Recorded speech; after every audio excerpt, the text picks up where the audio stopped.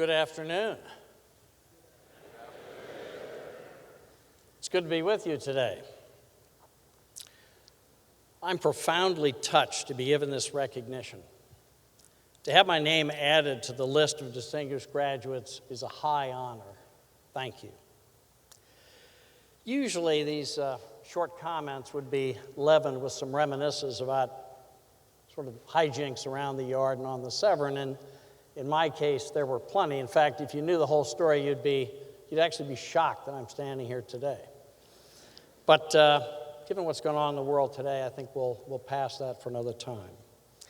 But I do want to share with you how Annapolis and my time in the attack submarine force provided a foundation for life. I also want to briefly describe the lessons I learned out there on the trail over this past now half century. But first, I have many people to thank and recognize. As you undoubtedly already know, none of us travels alone. Time does not allow me to thank all the many, many people to whom I owe a debt of gratitude, but I do want to recognize three of them who are here today. Ron Bancroft, the class of '65 brigade commander, and the big brother nature did not provide me, hired me at McKinsey when I was far from qualified, and in fact, last night he couldn't remember why he hired me, and has provided wisdom and friendship ever since. Admiral Paul Reason, a distinguished graduate already recognized today and here today from the class also of 1965, was on Amgen's board of directors. And at a critical moment of extreme corporate crisis, when my very job was on the line, Paul said I was just the person to get us out of that crisis. I suspect Paul never knew how important that vote of confidence was for me. Finally, my wife, best friend, and love of my life, Carol, has told me the truth, especially when I needed to hear it, and always with a smile. She brings me joy beyond words. Many people who matter to me traveled, and some from far away, to be here today. My classmates and company mates, including my roommates, Chuck Adams, all the way from San Francisco, and Ernie Snowden. Leo Williams, who did the heavy lifting to advance my name for this honor. Dan Ackerson, my friend, and our company commander, also a distinguished graduate.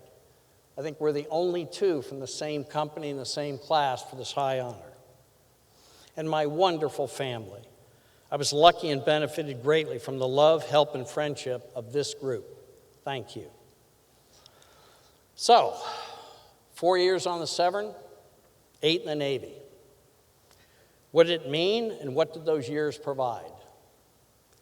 It gave me, as it will you, the answer to life's most important question. What did you do that mattered? It was hard, and it was demanding. It took my best efforts and sometimes more.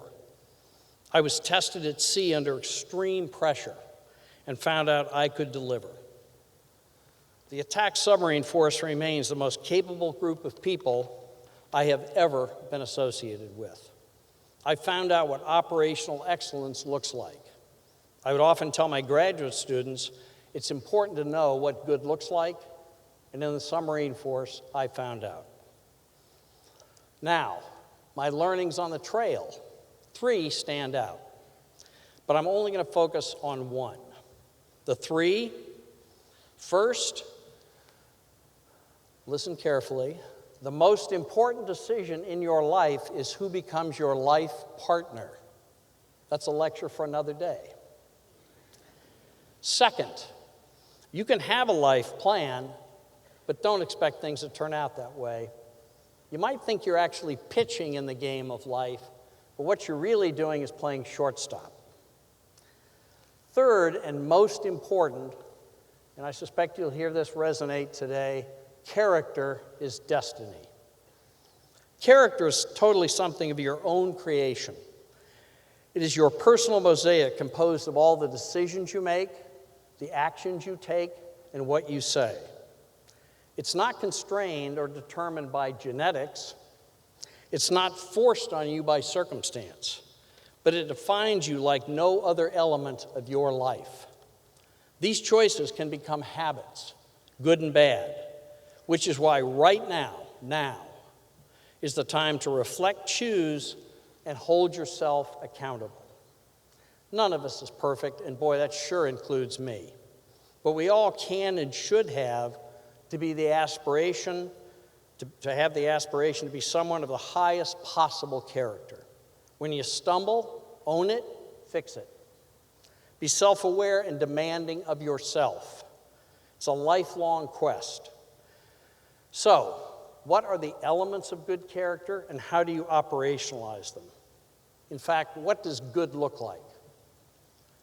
I think there are 4 characteristics: high integrity, humility, resilience, and courage.